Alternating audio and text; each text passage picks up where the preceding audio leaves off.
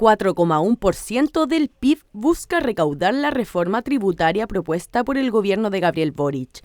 Esto a través de varios cambios impositivos, tales como un royalty híbrido a la minería, impuesto a la riqueza y la modificación de algunas exenciones tributarias. De acuerdo a los principales puntos expuestos, en caso de aprobarse la reforma, se establecerá un aumento de las tasas marginales para las personas que obtienen ingresos mensuales arriba de 4 millones de pesos.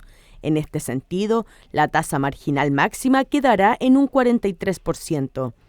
En cuanto al impuesto de primera categoría para las empresas, este bajará de un 27% a un 25%, estableciéndose una tasa de desarrollo de un 2% de las utilidades. Entre otros puntos, se establecerán impuestos a la riqueza, donde el primer tramo irá entre $5 millones a los $15 millones, con una tasa marginal de 1%. Mientras que el segundo tramo tendrá una tasa de 1,8% sobre la parte del patrimonio que supere los $15 millones. Además, el proyecto contempla un impuesto de royalty minero, que tendrá dos componentes. El primero es un componente ad valorem que oscilará entre tasas efectivas entre 1% y 2% para los productores entre 50.000 y 200.000 toneladas métricas de cobre fino, y entre 1% y 4% para aquellos con más de 200.000 toneladas métricas de cobre fino. Y por otro lado, un componente sobre la renta minera con tasas de entre 2% y 32% sobre la rentabilidad operacional para precios del cobre entre $2 y $5 la libra. En ambos casos se establecen tasas que consideran el precio del cobre, entre otros puntos planteados en la propuesta de reforma tributaria. Sobre esta iniciativa expresó su opinión el diputado de la región José Miguel Castro, quien indicó que el proyecto perjudicaría a la clase media. Creo yo que no es el momento, número uno. Tampoco se ve ninguna clase de incentivo a la eficiencia. Vemos un gobierno que simplemente lo que quiere es agrandar el Estado, pagar más sueldos, pagarle a más personas de sus tendencias políticas, y ese es el fin que tiene esta reforma. Por otro lado, vemos, por ejemplo, que una persona de clase media que ha logrado tener, por ejemplo, además de su casa, un pequeño departamento para poder complementar su jubilación, ahora va a tener que pagar impuestos. La verdad es que me da muchos resquemores, me da bastante incertidumbre, y creo yo que va a tener poca viabilidad algunos puntos en el Congreso, pero es noticia en desarrollo y estaremos ahí para defender a la clase media.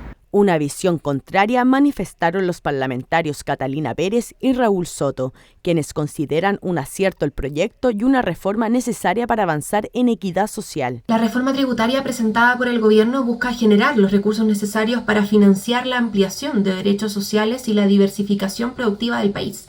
La reforma tributaria no le carga la mano a la clase media ni a las pymes, muy por el contrario, busca promover que aporten más quienes más tienen, así como reducir la evasión y la elusión de impuestos que existe en nuestro país. Esta reforma tributaria es justa, esta reforma tributaria es necesaria y hay algunos aspectos que sin duda el gobierno va a estar disponible a revisar, y respecto a los impuestos a la riqueza es algo que va en el corazón de lo que nosotros hemos pedido, ¿verdad? Espero que se hagan buenos mecanismos para que sea efectiva esa recaudación, ¿verdad? Y no quede en letra muerta. Por su parte, desde el gran empresariado, el presidente de la Confederación de la Producción y del Comercio expresó que es necesario continuar revisando la propuesta para ajustar los cambios planteados. Cuando tú estás usando como argumento que Chile tiene que irse ajustando a los promedios de los países más desarrollados, que son los países de la OCDE, bueno, tenemos que revisar en detalle que cada una de las propuestas y cada uno de los impuestos esté dentro de esa media. Y hay algunos que están por arriba, otros que están por abajo. Y eso es lo que hay que tratar de buscar la manera de acomodar. Para el dirigente de gremios empresariales es fundamental contemplar en el proyecto la gradualidad, más aún considerando el contexto internacional. El próximo año ya Estados Unidos está reconociendo que puede haber una recesión en Estados Unidos o también a nivel global. Y eso también el Banco Central de Chile está indicando que podemos tener tasas de crecimiento prácticamente cero o negativas.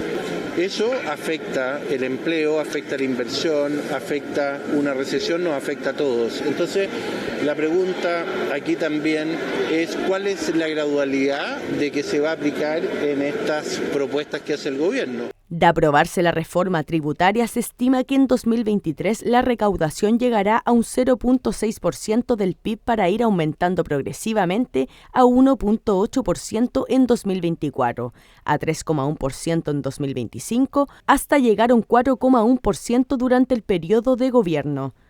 Según el gobierno, la recaudación de recursos serían destinados para aumentar las pensiones, para la reforma de salud, invertir en educación, aportar al plan de emergencia habitacional, entre otras urgencias.